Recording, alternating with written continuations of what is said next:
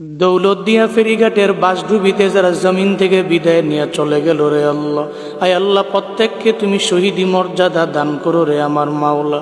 আয় আল্লাহ কান্নার আওয়াজ, আয় আল্লাহ বাবা কান্না করে নিজের সন্তানের জন্য, স্বামী কান্না করে স্ত্রীর জন্য। একজন বাবা কান্না করতেছে, ওই বাবা কান্না করতেছে, বলতেছে সবাইকে, এই লোকেরা তোমরা যাও বাস থেকে আমার কন্যা সন্তানটারে, শিশু বাচ্চাটারে উদ্ধার করো। স্বামী কান্না করে, আমার স্ত্রীকে নিয়ে আমি ঢাকার দিকে রওনা হলাম, আমার স্ত্রীর কি উপায় হবে?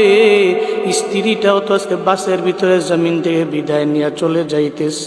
ও দয়ার আল্লাহ, আয় আল্লাহ যারা জমিন থেকে বিদায় নিয়ে চলে গেছে রে আমার মাওলা, প্রত্যেককে তুমি মাফ করে দাও, শহীদি মর্যাদা দান করে দাও রে আমার আল্লাহ।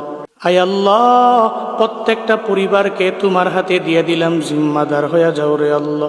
পরিবারে সুখের ছায়া নেমে এসেছে, সুখ সন্তপ্ত পরিবারকে তোমার হাতে দিয়ে দিলাম, ধৈর্য ধারণ করার তৌফিক দান করো আল্লাহ। সমস্ত অ্যাক্সিডেন্টের হাত থেকে তুমি আমাদের দেশের মানুষগুলোকে হেফাজত করো মাওলা।